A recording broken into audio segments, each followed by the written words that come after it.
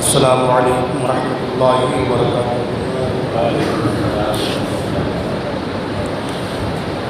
الحمد للہ وکفیٰ، سلام علی عبادہ الذین اصطفیٰ، اما بعد فاعوذ باللہ من الشیطان الرجیم بفضلک بسم اللہ الرحمن الرحیم۔ لقد جاءکم رسول من انفسکم عزیز علیہ ما عنتم حریص علیکم بالمؤمنین رؤوف رحیم۔ آمنت باللہ، صدق اللہ المولانا العلی العظیم، وصدق رسولہ النبی الامین الأمی المکین المتین المبین الرؤوف الرحیم الکریم۔ آئیے آپ اور ہم سب مل کر سب سے پہلے آقا کریم صلی اللہ علیہ وسلم کی بارگاہ میں درود پاک کے نذران عقیدت پیش کریں اور پڑھیں بآواز بلند اللہم صلی علی سیدنا و شفیعنا و سندنا و مولانا و ملجانا و مولانا محمد معدن الجود والکرم منبع العلم والحلم والحکم والہ الکرام وابنہ الکریم بارک وسلم صلی علیہ صلاۃ و سلام علیک یا رسول اللہ صلی اللہ علیہ وسلم۔ حضرات، دو تین جمعہ سے ایک بچے کی فرمائش کی مرتبہ غوث پاک کے حوالے سے بس دو تین شعر سماعت کرنے پھر انشاءاللہ الرحمن اپنی گفتگو کی طرف آگے بڑھیں گے۔ فاصلوں کو خدا را مٹا دو،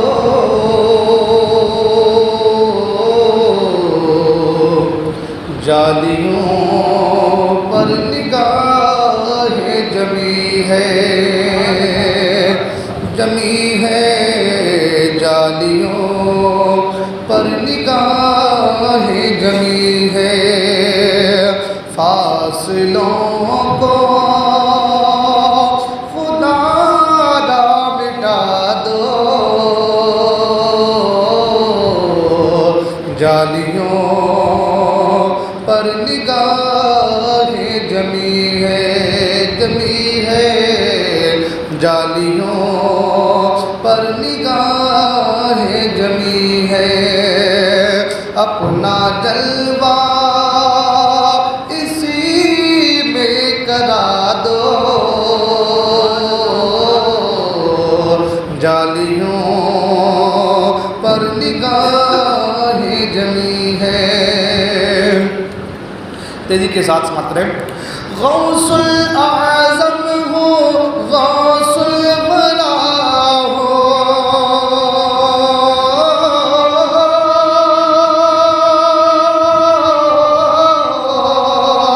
غوث الاعظم ہو، غوث الورا ہو، نور ہو نور صلی علی ہو، کیا بیان کا مرتبہ ہو، دستگیر اور مشکل کشا ہو، آج دیدار اپنا کرا دو، جالیوں پر نگاہ جمی ہے جالیوں پر نگاہ جمی ہے۔ اور سن رہے ہیں وہ فریاد میری،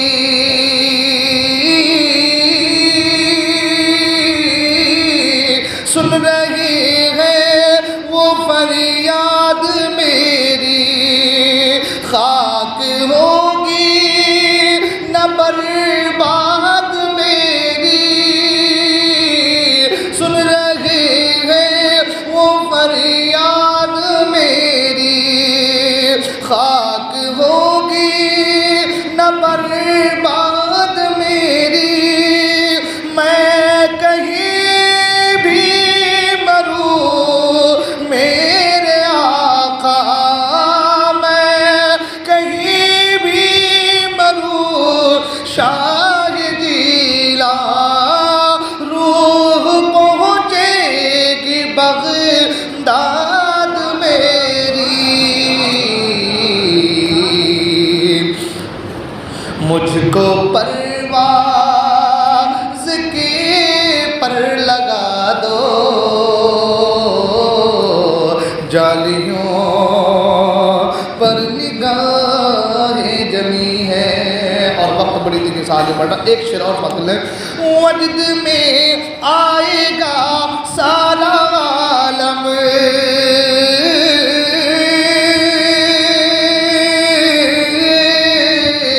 وجد میں آئے گا سارا عالم، جب پکاریں گے یا غوث اعظم، وجد میں آئے گا سارا عالم، جب پکاریں گے یا غوث اعظم، وہ نکل آئیں گے جالیوں سے، اور قدموں میں گر جائیں گے ہم، پھر کہیں گے کہ بگڑی بنا دو، جالیوں پر نگاہیں جمی ہے،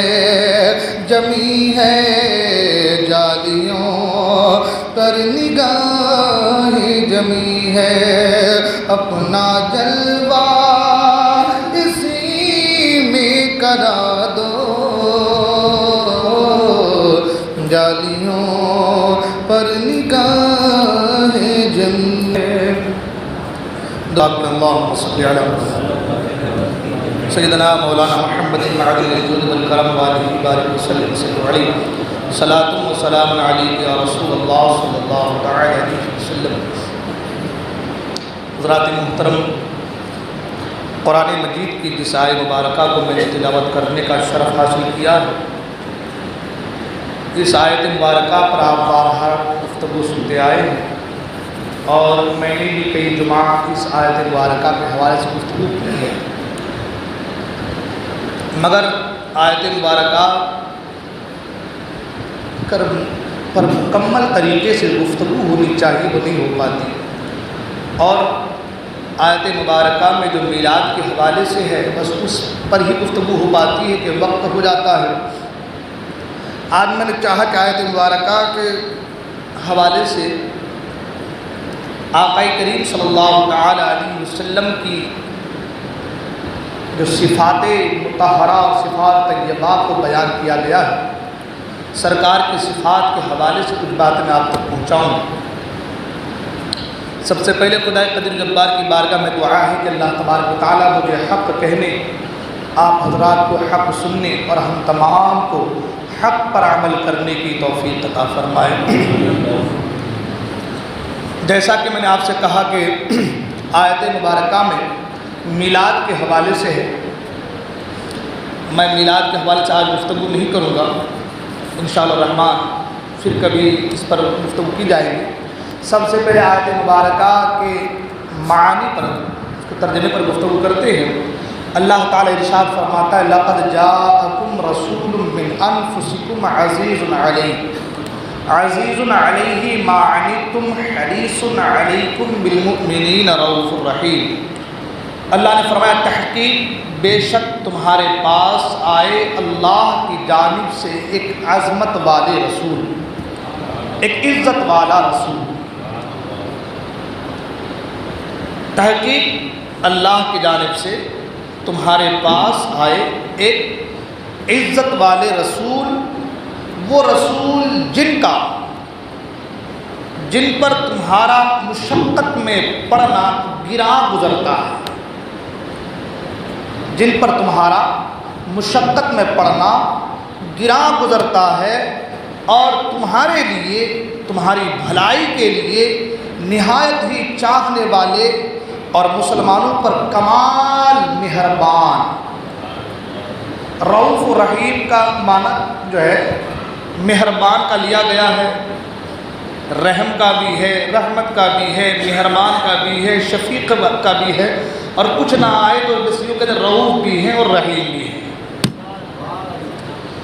حضرات، اس سے ایک بات تو سامنے آئی، وہ یہ کہ اس آیت مبارکہ سے سرکار کے میلاد کے حوالے سے ہمارے آپ کے ذہن بات آتی ہے کہ اللہ نے ایک عظمت والے رسول کو بھیجا، یعنی یہ سرکار کی میلاد ہے۔ مگر میں نے پہلے کہا کہ میں اس پر بھی گفتگو نہیں کروں گا۔ آگے اللہ فرماتا کہ تمہارا مشقت میں پڑنا اس رسول کے اوپر گرا گزرتا ہے۔ تمہارا مشقت میں پڑنا، اب یہاں پر ٹھہر کر ایک بات اپنے سینے میں اگر بٹھائیں تو انشاءاللہ الرحمن ایمان تازہ ہوگا، اور ان لوگوں کے لیے سبق ہے جو کہتے ہیں رسول مر کر مٹی مل گئے معاذ اللہ۔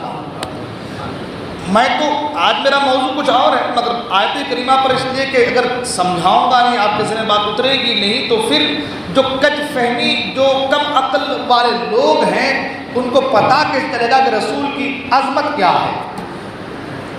اللہ نے فرمایا تمہارا مشقت میں پڑنا، کیا کہا؟ تمہارا تکلیف میں، مشقت میں پڑنا رسول کے اوپر گرا گزرتا ہے۔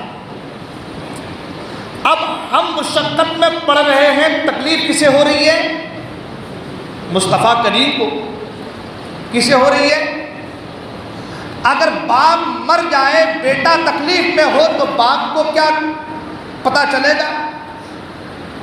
باپ قبر میں ہو، مر جائے، بیٹا تکلیف میں ہو تو باپ کو پتہ چلے گا؟ باپ کے اوپر گرا گزرے گا؟ باپ کو احساس ہوگا؟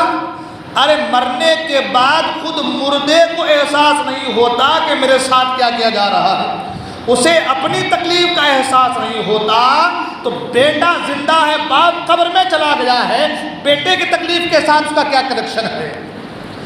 اب یہاں پر قرآن کہہ رہا ہے، سمجھنے والی بات ہے، اس لیے کہ میں اپنے طرف سے نہیں بول رہا ہوں، قرآن کے حوالے سمجھانا چاہتا ہوں۔ وہ لوگ جو کہتے ہیں معاذ اللہ مصطفیٰ مر کر مٹی میں مل گئے، معاذ اللہ، قرآن کہتا ہے تمہارا تکلیف میں پڑنا، تمہارا مشقت میں تکلیف میں پڑنا رسول کے اوپر گرا گزرتا ہے۔ اگر رسول مردہ ہے معاذ اللہ تو رسول کے اوپر گرا کیسے گزرے گا؟ سوچنے والی بات تو یہ ہے نا، اگر رسول معاذ اللہ مردہ ہے تو رسول پر گرا کیسے گزرے گا؟ احساس کیسے ہوگا؟ جو زندہ ہوگا تو زندے کو زندے کی تکلیف کا احساس ہونا چاہیے۔ بھائی میں ان کو دعوت فکر دینا چاہتا ہوں جو کہتے ہیں معاذ اللہ رسول مر کر مٹی مل گئے، قرآن کہتا ہے تمہارا، اور یہ ایسی آیت ہے جس کا ترجمہ ہر مکاتب فکر کے لوگوں نے ایسا ہی کیا ہے، اس میں کوئی تغیر کوئی تبدیلی۔ اب قرآن کہہ رہا ہے کہ تمہارا مشقت میں پڑنا، تمہارا تکلیف میں پڑنا رسول کے اوپر گرا گزرتا ہے، تو رسول اگر زندہ نہیں تو گرا کیسے گزرے گا؟ زندہ ہے، آپ کو ہاتھ کٹ گیا، ایکسیڈنٹ ہو گیا ہے، میں زندہ ہوں تو میں کہوں گا یار آدمی تکلیف میں ہے، آج آدمی ایکسیڈنٹ ہو گیا ہے، بڑی تکلیف ہو رہی ہے آدمی کو، تب تو مجھے احساس ہوگا نا۔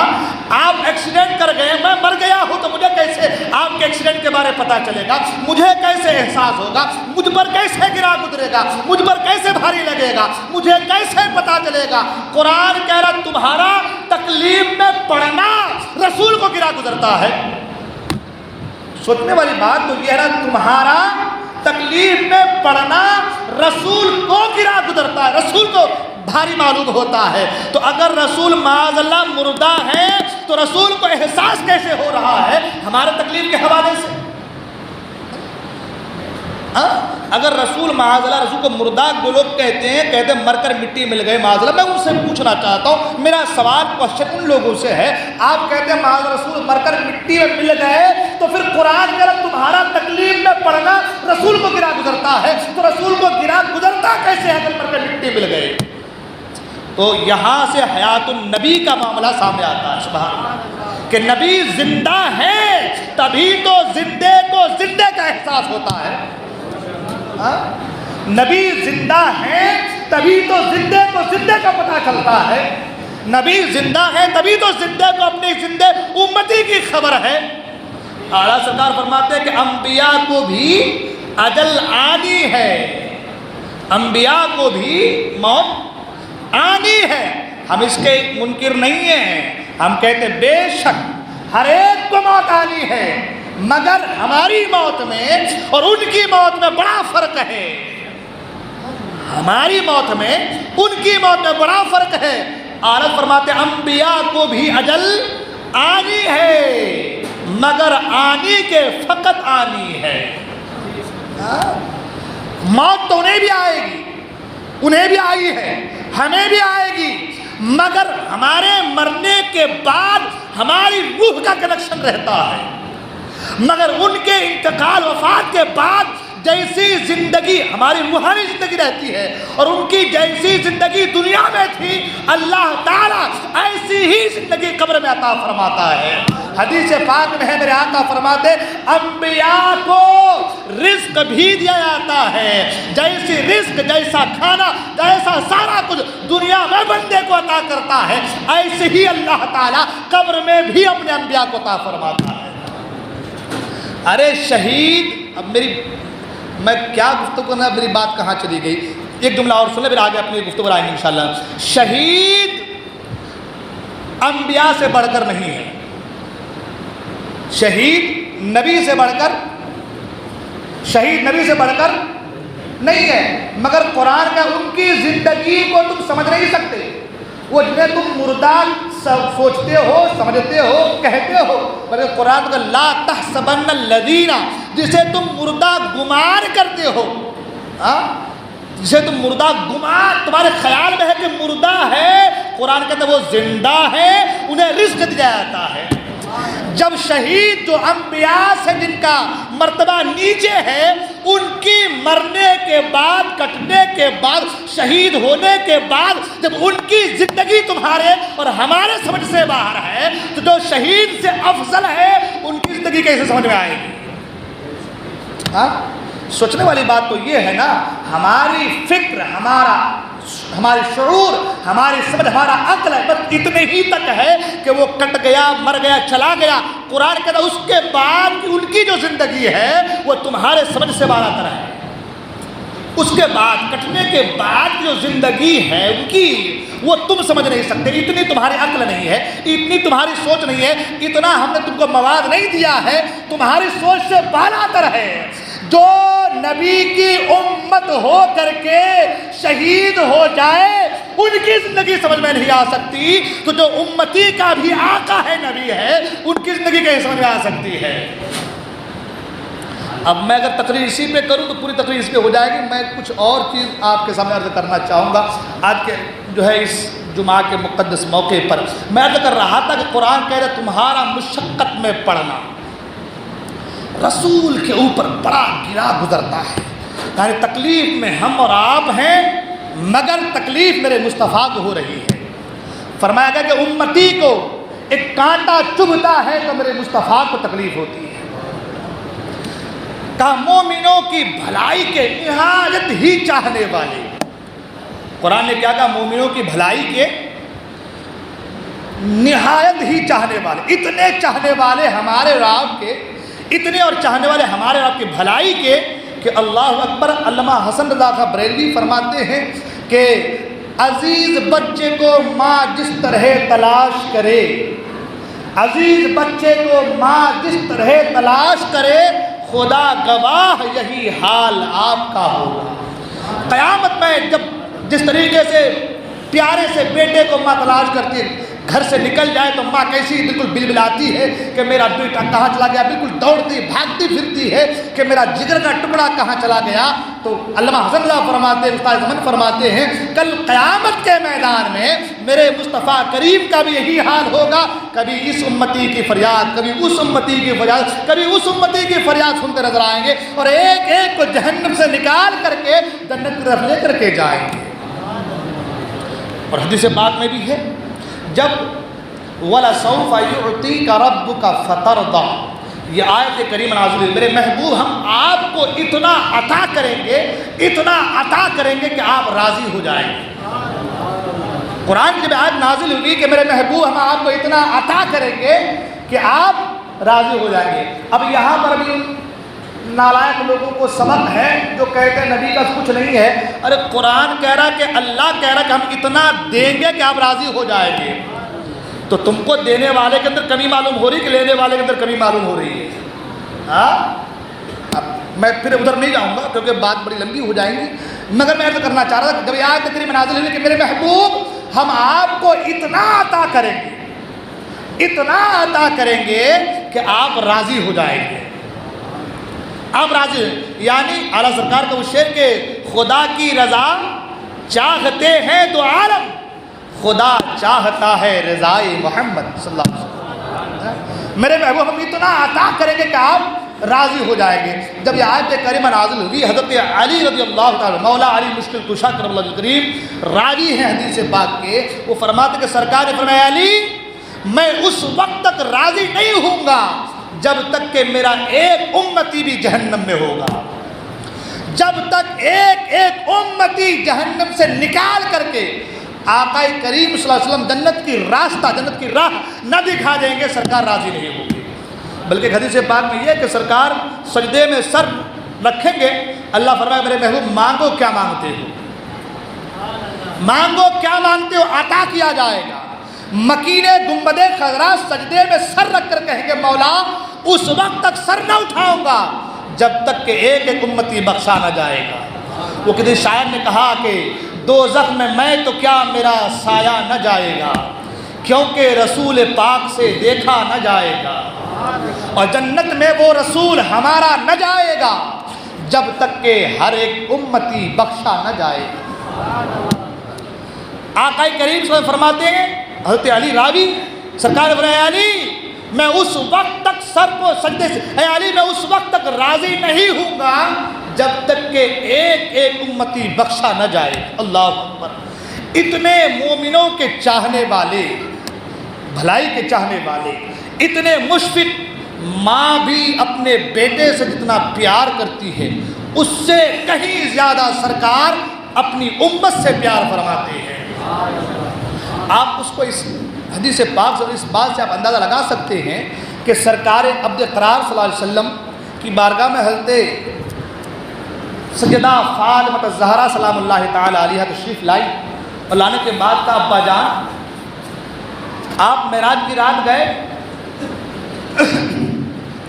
اللہ تبارک و تعالیٰ نے آپ سے کلام کیا، قرآن کہتا فَأَوْحَىٰ إِلَىٰ عَبْدِهِ مَا أَوْحَىٰ، جو کچھ وحی کرنی تھی اللہ نے کیا۔ تو ابا جان اللہ کے رسول کے بارے میں آپ ان رازوں میں سے، جو راز و نیاز کی باتیں ہوئی، ان رازوں میں سے کچھ باتیں مجھے بتائیں۔ سرکار ابو قرار صلی اللہ علیہ وسلم معراج کا تشریف لائے، اللہ تبارک و تعالیٰ سے ہم کلامی ہوئی اور اپنے ماتھے کی آنکھوں سے رب کا دیدار کیا۔ حضرت فاطمہ عرض کرتے ابا جان یا رسول اللہ صلی اللہ علیہ وسلم آپ مجھے وہ آپ کے اور رب کے درمیان جو باتیں ہوئی، راز و نیاز جو وحی کی، ان باتوں میں سے کچھ باتیں مجھے بتائیں۔ اللہ کے رسول صلی اللہ علیہ وسلم فرماتے ہیں اے فاطمہ بہت ساری باتیں ہیں، ان باتوں میں سے میں تمہیں ایک بات بتاتا ہوں، ان راز و نیاز کی باتوں میں سے ایک بات بتاتا ہوں۔ وہ بات یہ کہ میرے کریم رب نے مجھے کئی مرتبہ، بلکہ اس میں ہے کہ 70,000 مرتبہ اللہ نے پوچھا میرے محبوب مانگو کیا مانگتے ہو، اور میں نے ہر بار کہا اے اللہ میری امت کے گناہوں کو معاف فرما دے۔ اچھا یہاں رک کر ایک بات میں اور عرض کرتا چلوں، حضرت موسیٰ کلیم اللہ کے جلیل القدر نبی ہیں اور بڑے جلال والے بزرگ ہیں، اتنے جلال کا عالم کہ جب جلال میں آتے تو ٹوپی سر سے اٹھ جاتی تھی۔ اتنے جلیل القدر پیغمبر جب اللہ کی بارگاہ میں عرض کیے کہ مولا میں تجھے دیکھنا چاہتا ہوں، اللہ نے کہا لن ترانی، دیکھ نہیں سکتا، ادھر اصرار پہ اصرار، ادھر انکار پہ انکار۔ جب اصرار بڑھا تو اللہ نے کہا کہ ٹھیک ہے میں اپنی صفات کی تجلی کو اس پہاڑ پہ ڈالوں گا اگر تم دیکھنا چاہو تو اس پہاڑ پر نظر کرو. اب اپنی خاص تجلی نہیں، اپنے صفت کی تجلیوں میں سے، صفات کی ایک تجلی کو اللہ نے طور پر ڈالا، اور جب طور پر ڈالا تو موسیٰ علیہ السلام کا حال یہ تھا کہ آپ بے ہوش ہو گئے. یعنی اپنے بھی حال کی خبر موسیٰ علیہ السلام کو نہ رہی.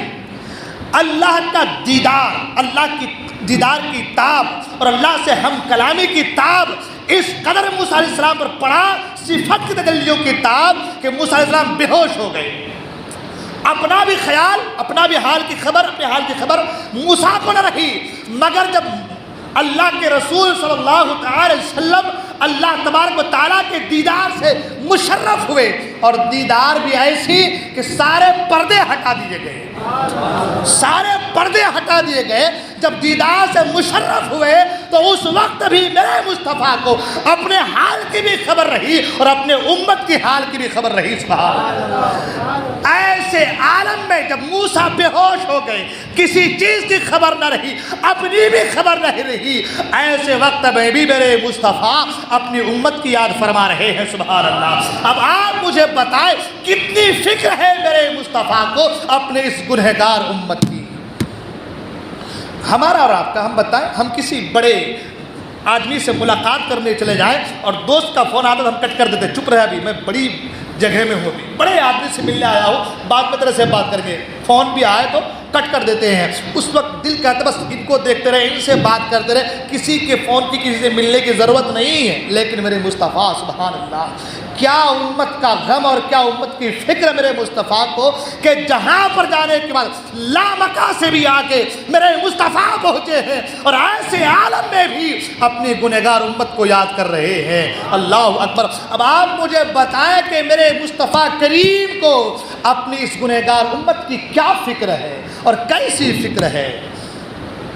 اب اگر میں اسی پر بات کرتا چلوں تو بہت ساری باتیں ہیں. میں یہاں پر ٹھہر کر بات عرض کرنا چاہتا ہوں کہ مصطفیٰ کریم صلی اللہ علیہ وسلم کو اپنی گنہگار امت کی اتنی فکر ہے، رب کی بارگاہ میں پہنچے تو گنہگار امت کو یاد کر رہے ہیں، اور قبر میں جا رہے ہیں تو بھی گنہگار امت کو یاد کر رہے ہیں، ظاہری حیات میں ہے تو گنہگار کو یاد کر رہے ہیں. ہر لمحہ میرے مصطفیٰ نے اپنی گنہگار امت کو یاد کیا ہے.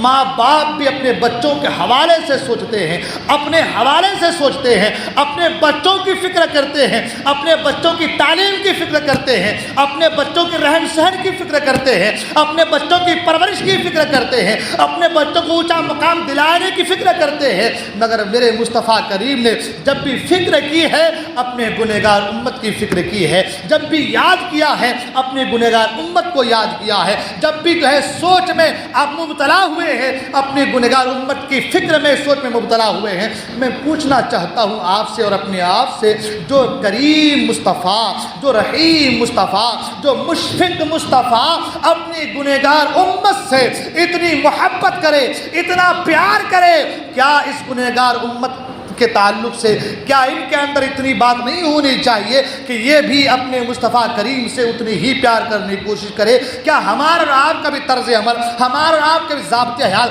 کیا ہمارا اور آپ کا بھی طریقہ ایسا نہیں ہونا چاہیے کہ پیار کے بدلے پیار کیا جائے، محبت کے بدلے محبت کی جائے، پیار کے بدلے پیار دیا جائے؟ مصطفیٰ کریم جو ہم سے اتنی محبت فرماتے ہیں، ہم دے کیا سکتے ہیں؟ ہم ان کے لیے کر کیا سکتے ہیں؟ بس اتنے ہی تو میرے مصطفیٰ نے فرمایا جعلت قرۃ عینی فی الصلاۃ، نماز میں میری آنکھوں کی ٹھنڈک ہے. اگر تم مجھ سے پیار کرتے ہو، اگر تم مجھ سے محبت کرتے ہو، اگر تم میرے محبت کا دم بھرنے والا ہو، اگر تم سچا میرا عاشق ہو، تو میری محبت، میری آنکھوں کی ٹھنڈک اللہ کی اس عبادت، اس نماز میں ہے. اگر تم سچی محبت مجھ سے کرتے ہو تو پھر نمازوں کی پابندی کرو. آج ہم تو یہ کہہ دیتے ہیں کہ ہم رسول سے بے پناہ محبت کرنے والے لوگ ہیں، ہم رسول کی محبت کا دم بھرنے والے لوگ ہیں، ہم رسول سے محبت کرنے والے لوگ ہیں. لیکن میں آپ سے پوچھنا چاہتا ہوں، کیا محبت کا تقاضا یہی ہے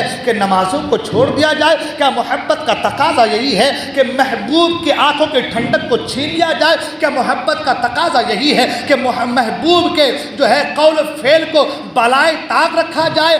اگر ایسی محبت آپ کی ہے تو یہ نامراد محبت ہے، یہ ناکام محبت ہے، یہ محبت نہیں ہے، یہ صرف دکھاوا ہے، یہ محبت نہیں ہے، یہ ڈھونگ ہے۔ ارے محبت اگر سیکھنی ہے تو ایک مچھلی سے سیکھو، محبت سیکھنی ہے تو ایک مچھلی سے سیکھو کہ وہ مچھلی پانی سے اتنا محبت کرتی ہے، اتنا پیار کرتی ہے کہ پانی سے باہر نکلے تو دم توڑ دیتی ہے، پانی سے باہر نکلے تو دم توڑ دیتی ہے۔ ارے حد تو یہ ہے کہ مچھلی کو پانی سے باہر نکالا جائے، اسے کاٹ دیا جائے، اس کے ٹکڑے ٹکڑے کر دیا جائے، اسے بھون دیا جائے، اور بھوننے کے بعد تلنے کر آدمی کھا لیتا ہے۔ آپ حکیموں سے پوچھیں، آپ تجربہ کار لوگوں سے پوچھیں کہ مچھلی کھانے کے بعد بہت زیادہ پیاس لگتی ہے، آپ دوسری چیزیں کھاتے ہیں اتنی پیاس نہیں لگتی، مگر مچھلی کھانے کا بہت پیاس لگتی ہے، شدت پیاس کا غلبہ رہتا ہے۔ وجہ کیا ہے کہ مچھلی جب اندر جاتی ہے اس وقت بھی اس سے جو ہے پانی کی جو محبت ہے، جو پانی کی شدت ہے اس کے اندر باقی رہتی ہے۔ وہ مرنے کے بعد بھی ایک بے زبان جانور، ایک بے عقل جانور پانی سے محبت کرتی ہے، اور